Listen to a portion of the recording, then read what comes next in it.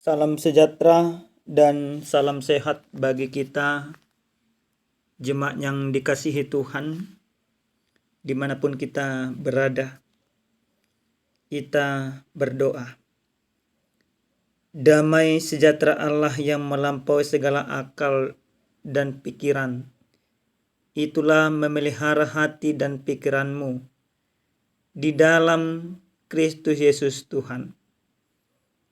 Amin. Jemaat yang dikasihi Tuhan, adapun sabda Tuhan untuk kita dengarkan pada saat ini tertulis dalam kitab Surat Paulus kepada jemaat di Filipi pasal 1 ayat 21 sampai dengan 30, demikian firman Tuhan. Karena bagiku hidup adalah Kristus dan mati adalah keuntungan.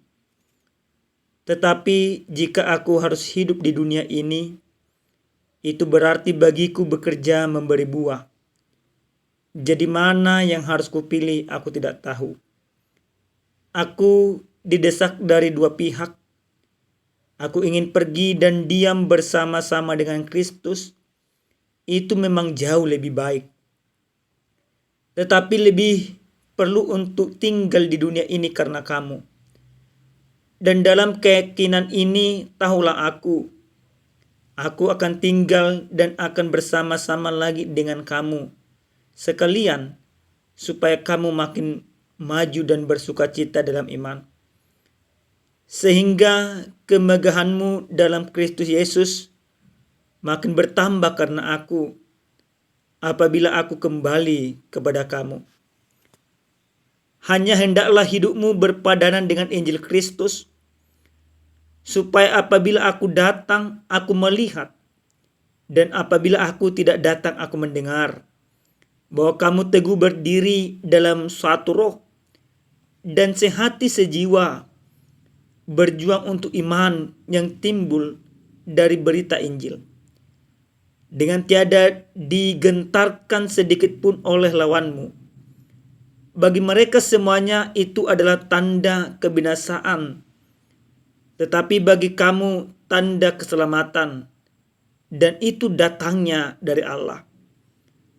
Sebab kepada kamu dikaruniakan bukan saja untuk percaya kepada Kristus, melainkan juga untuk menderita untuk Dia, dalam pergumulan yang sama seperti yang dahulu kamu lihat padaku, dan yang sekarang kamu dengar tentang aku. Demikian sabda Tuhan. Jemaat yang dikasihi oleh Tuhan kita Yesus Kristus, tentu sebuah keteladanan di tengah-tengah kehidupan zaman sekarang ini sangat diutamakan. Karena figur yang diteladani baik di tengah-tengah gereja, baik di tengah-tengah pemerintahan sudah sangat jarang. Kepemimpinan yang berkorban untuk orang lain itu sulit didapat. Namun Bapak Ibu yang dikasihi Tuhan, hal yang sama hampir terjadi di dalam kebenaran firman Tuhan. Paulus tampil menjadi teladan bagi jemaat Filipi pada saat itu. Tapi kemampuan Paulus untuk bisa menjadi teladan bukan mengandalkan kuasa, bukan mengandalkan pikiran, bukan mengandalkan dirinya, tapi ketika dia hidup di dalam Tuhan, percaya sepenuhnya kepada Tuhan, dan mengabdikan dirinya kepada Tuhan, itulah yang membuat dia mampu menjadi teladan. Walaupun Paulus pada saat itu dalam konteksnya, dia menderita di penjara. Karena ada orang-orang yang tidak pro terhadap dia, yang meragukan kerasulannya, yang tidak percaya kepada Injil yang disampaikan. Maka dia dipenjara. Tapi apapun yang terjadi, Paulus senantiasa tampil sebagai teladan memberitakan Injil Tuhan. Ini menarik Bapak Ibu. Nah Bapak Ibu yang dikasihi Tuhan, apa yang dikatakan di dalam kebenaran firman Tuhan ini? Dalam ayat yang ke-21, Paulus jelas katakan, karena bagiku hidup adalah Kristus dan mati adalah keuntungan. Paulus sudah mengabdikan dirinya sepenuhnya kepada Kristus. Paulus sudah mengabdikan dirinya memberitakan Injil. Dia tidak takut lagi mati. Karena dia percaya selama dia hidup di tengah-tengah dunia ini, maka hidupnya harus berpadanan dengan Kristus. Harus sesuai dengan Injil Tuhan. Maka dia berani katakan, karena bagiku hidup adalah Kristus dan mati adalah keuntungan. Apakah sampai di sana? Tentu tidak. Dia lanjutkan perkataannya, tetapi jika aku harus hidup di dunia ini, aku berarti bagi bekerja memberikan buah. Orang yang sudah hidup di dalam Kristus di tengah-tengah dunia, dia harus menghasilkan buah. Buah yang baik, buah yang benar, buah kebenaran, buah-buah roh, itu yang harus ditampilkan. Orang-orang yang hidup di dalam Kristus. Nah Bapak Ibu yang dikasihi Tuhan, Paulus juga mengharapkan jemaat Filipi mampu seperti dia, yaitu supaya orang-orang Filipi mempersembahkan hidupnya kepada Kristus. Di dalam surat yang dia sampaikan ada sebuah kerinduan.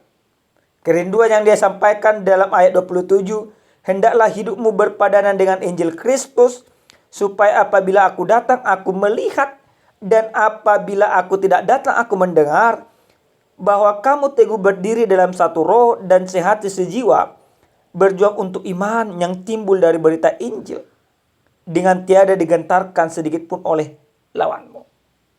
Ada kerinduan Paulus terhadap jemaat Filipi, supaya mereka senantiasa hidup berpadanan dengan Kristus. Artinya, apa yang ditampilkan oleh Paulus ketika dia menjadikan Kristus sebagai teladan di dalam kehidupannya, dia berlaku benar, dia berpadanan dengan Injil Kristus, dia mempersembahkan hidupnya sepenuhnya kepada Kristus, dan dia menghasilkan buah yang baik. Ini dia tampilkan. Jadi dia tidak hanya menyuruh orang, tapi dia tampil pertama sekali sebagai teladan-teladan Kristus. Baru dia mengajak orang lain untuk tampil sebagaimana yang diinginkan oleh Kristus. Nah Bapak Ibu yang dikasihi oleh Tuhan kita Yesus Kristus, lalu apa yang boleh kita ambil dari kebenaran firman Tuhan? Kalau kami mengambil sebuah tema, yaitu hidup dan mati di dalam Kristus. Yang pertama kita mau melihat dari kebenaran firman Tuhan ini, bagaimana setiap orang yang percaya di dalam kehidupannya harus menjadikan Kristus sebagai teladan di dalam hidupnya. Bukan Paulus saja, tapi figur atau Kristus yang diteladani oleh Paulus itu yang harus kita teladani. Banyak orang memang meneladani Paulus. Pintar berkhotbah, pintar menasehati, pintar melakukan menyuruh orang ini dan itu, tapi dia tidak hidup dengan Kristus.